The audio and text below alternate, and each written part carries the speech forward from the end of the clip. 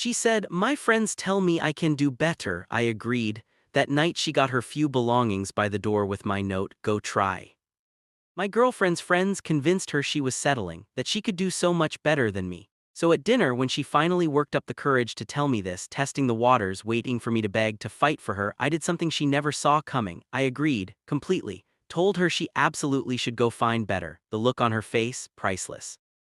But that was nothing compared to what she found when she got home that night, her belongings neatly packed, waiting by the door with a note that changed everything.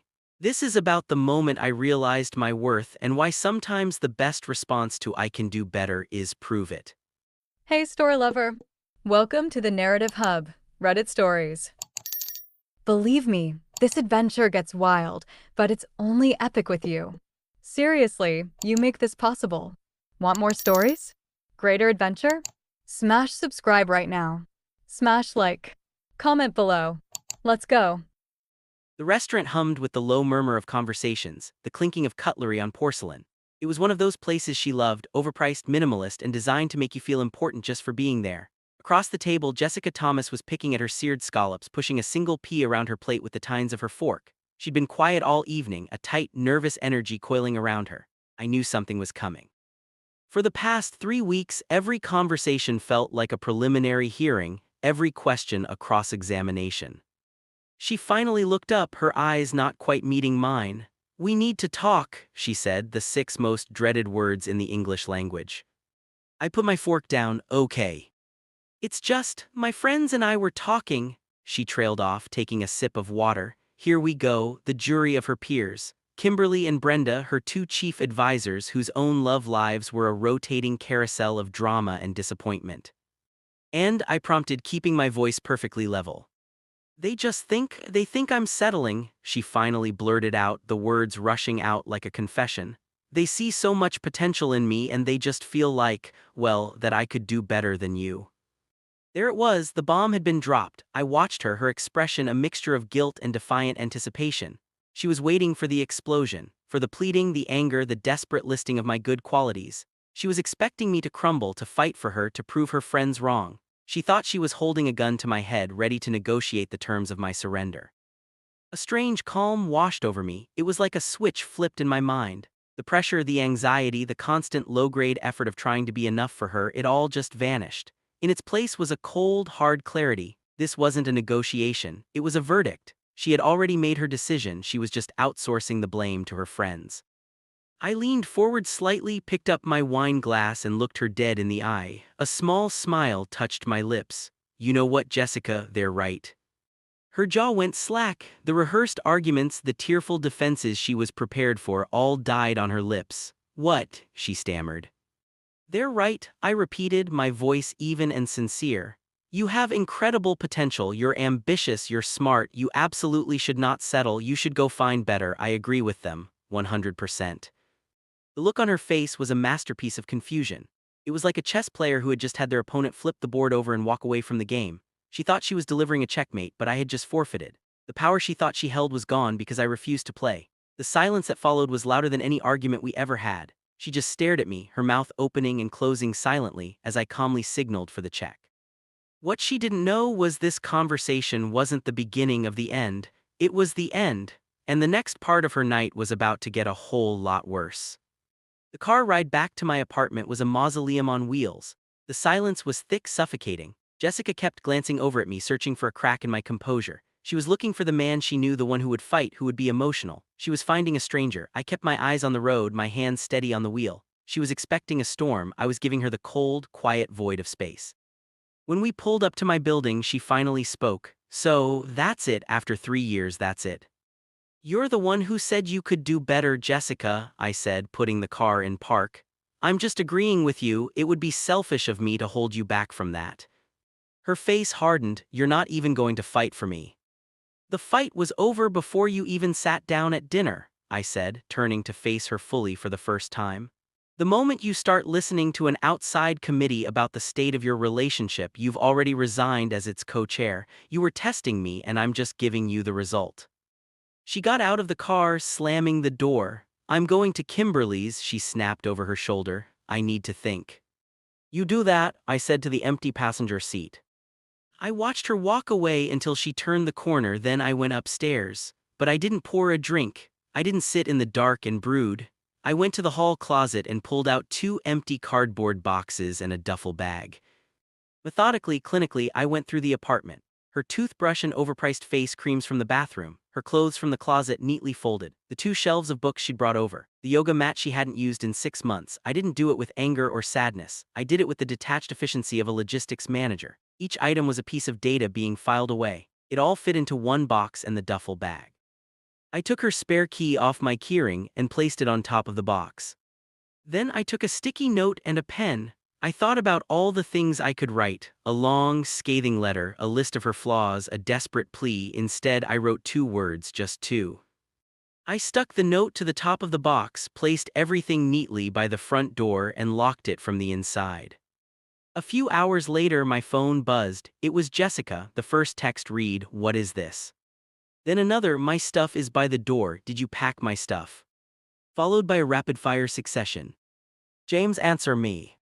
This isn't funny. Are you serious right now? You're kicking me out. Pick up the phone. A call came through. I ignored it. Another call, ignored. I watched the screen light up with the fury and disbelief of a person whose bluff had been called so spectacularly, so completely that they couldn't process it. She thought she was in control. She thought she had all the cards. What she didn't understand, what she was about to learn, was that her ultimatum hadn't just ended our relationship. She had just handed me the pin to a grenade she didn't even know she was holding. And the fallout was going to be so much bigger than just a box of her belongings by the door. After the 7th missed call, a long, rambling text message appeared. It was a torrent of accusations, justifications, and wounded pride. It was all about how she couldn't believe my reaction, how I was cold and heartless, and how her friends were right about me all along. Tucked inside the tirade was the line I was waiting for. "Kimberly said you'd do this. She said you'd try to manipulate me by being cold." And there it was, Kimberly Brown, the lead prosecutor. I finally typed a reply. "It's not manipulation, Jessica, it's acceptance. You said your friends thought you could do better. I'm giving you the lock, stock, and barrel of that opportunity. The gate is wide open." Her reply was instant. "You're twisting my words." "Am I?" I typed back. "Or did you and Kimberly rehearse that little speech at dinner? Did she tell you to test the waters to see how I'd react, to see if you could get me to promise you more, to destabilize me right before the Atherton presentation?" The silence on the other end was digital, but I could feel it. It was the sound of a direct hit. You see, this was never just about our relationship. Jessica and I were both senior designers at competing architectural firms. For the past 6 months, we had both been pouring our lives into separate proposals for the Atherton project, a massive career-defining contract to design the new downtown cultural center. The final presentations were in 2 weeks. It was the biggest opportunity either of us had ever had. Winning it meant a partnership at our respective firms. It meant everything. "Now her friends think I can do better" line wasn't just a personal jab. It was a strategic move. A ruthless, cutthroat power play designed to throw me off my game at the most critical moment of my career. Kimberly didn't just want her friend to have a better boyfriend. She wanted her friend to win. If Jessica could rattle me, make me spend the next 2 weeks fighting for our relationship instead of polishing my proposal, her odds would skyrocket. This wasn't a breakup. It was an attempted sabotage. This realization had been dawning on me for weeks. I'd seen the hushed phone calls, the sudden secretive texts with Kimberly.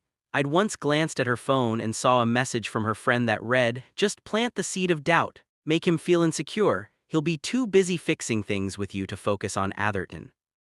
At that moment, the love I had for her curdled into something else. It was the chilling recognition that the person sleeping next to me saw our relationship not as a partnership but as another arena for competition. She saw my heart as leverage. So when she delivered that line at dinner, I wasn't hurt. I was liberated. She hadn't delivered an ultimatum, she had given me permission to drop the dead weight.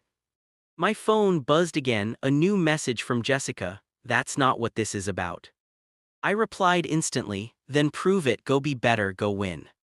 And I blocked her number, not out of anger but out of necessity. The game had changed. This was no longer about saving a relationship. It was about winning a war she had started, and I was now free to fight it with everything I had. The next 2 weeks were a blur of focus I hadn't felt in years. Without the constant low-level hum of relationship maintenance, the texts, the calls, the emotional labor, my mind was a clean, quiet, and brutally efficient machine. My apartment became a command center. Blueprints covered the dining table, models littered the floor, and the only sound was the scratch of my pencil and the hum of my computer rendering late into the night. Every ounce of emotional energy that had been spent trying to shore up a failing relationship was now channeled into the Atherton project. I tore my original proposal apart. It was good, but it was safe. It was a compromise designed by a man who was trying to balance a demanding job with a demanding partner. The new design was bold, it was aggressive. It was the work of a man with absolutely nothing left to lose. It was a reflection of my newfound clarity, a structure built on a foundation of unshakable, unapologetic truth. It was the best work I had ever done. Meanwhile, whispers started to reach me through industry friends. Jessica was not doing well. She was unfocused, frantic. Instead of being free to pursue better, she was consumed by the fallout of our breakup. She was explaining the situation to her family, to our mutual friends. She was trying to spin the narrative to paint me as the cold, calculating villain, but her story wasn't adding up. People could see the timing, they could see the stakes. The day of the final presentation arrived. The boardroom at Atherton Corp was intimidating, a cavern of glass and steel filled with stern-faced executives. Jessica and her team presented first. I sat at the back of the room, an impartial observer. She looked tired. Her presentation was technically proficient, but it lacked a soul. It was a collection of safe choices, of designs meant to please everyone and inspire no one. It felt hollow. During the Q&A, a board member asked her about the core philosophy behind her design. She stumbled, giving a generic textbook answer about community and sustainability. The spark, the passion that a project of this magnitude demanded, simply wasn't there. She had played a cynical game, and it had bled her work of all its authenticity. Then it was my turn. I walked to the front of the room, not with nerves but with a profound sense of purpose. I didn't just present a building, I presented a story about strength, integrity, and the beauty that comes from stripping away everything that is false. My voice was steady, my arguments precise. I knew every line, every angle, every material choice with the certainty of a religious fanatic. I wasn't selling them a building, I was making them believe in a vision. When I finished, there was a moment of silence. Then the lead executive, a formidable woman named Patricia Adams, looked at me.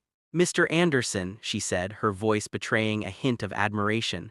"That was compelling. Tell me, what was the inspiration for such a definitive design philosophy?" I paused, letting the question hang in the air. I looked out at the faces in the room, my eyes briefly finding Jessica's. She looked pale, her confident smirk from that dinner 2 weeks ago now a ghostly memory. Then I saw Kimberly, sitting 2 rows behind her, looking impossibly nervous. "The inspiration," I said, my voice clear and carrying across the room, "came from a recent realization that the most resilient structures, whether in architecture or in life, are the ones built on an honest foundation. You have to be willing to tear down anything that is compromised." I held the board's gaze. It also helped that my original design data was significantly improved after I discovered that several of my early, proprietary concepts had been compromised and leaked. It forced me to innovate in a new direction, to create something no one else could possibly anticipate. A ripple went through the room. The implication was a tactical nuke. I didn't name names, I didn't have to, I just presented the fact of the leak. Jessica's face went white. Kimberly looked like she was about to be physically ill. The woman who thought she held all the cards had just realized she'd been playing checkers while I was playing a completely different game on a completely different board. She didn't just lose the relationship, she had just been exposed in front of the most powerful people in her industry. The fallout was immediate and catastrophic. Atherton Corp didn't award the contract that day. Instead, they announced they were opening an internal review in conjunction with both firms to investigate the data integrity breach I had mentioned. It didn't take them long to find it. Digital forensics is a brutal, impartial judge. They traced the breach back to Jessica's firm, specifically to a workstation used by her lead project manager, Kimberly Brown. It turned out Kimberly had leveraged a past friendship with someone in my firm's IT department to gain access. She wasn't just giving her friend bad relationship advice, she was committing corporate espionage. Kimberly was fired, her career in architecture over. The legal ramifications are likely still unfolding for her. Jessica's firm was formally disqualified from the Atherton project. While she wasn't directly implicated in the data theft, her proximity to the scandal and her disastrous presentation made her toxic. Her name was mud. She lost the project, her reputation, and her so-called best friend in one fell swoop. She had been so busy listening to people tell her she could do better that she failed to be good enough. 3 weeks later, I was in my new office overlooking the city skyline from the 45th floor. Atherton had awarded the contract solely to me. I was now a junior partner at my firm. My phone buzzed. It was a number I didn't recognize, but the preview of the text told me everything I needed to know. James, I am so sorry, I was a fool. Kimberly played me, she played both of us. Can we please just talk? I looked at the message for a long moment. I thought about the 3 years we'd spent together. I thought about the woman who sat across from me at dinner, ready to detonate my life for a competitive edge. I thought about the cold clarity I felt packing her things. That clarity hadn't faded. It was now the foundation of everything I was building. I held my thumb over the screen and I deleted the message. I didn't need to talk, there was nothing left to say. She told me her friends said she could do better, and in a way, they were right. She pushed me to the absolute edge, and from that edge, I didn't fall. I learned to fly. She went out to try and find something better, and in doing so, she forced me to become it. And for that, I suppose I could thank her, but I never will.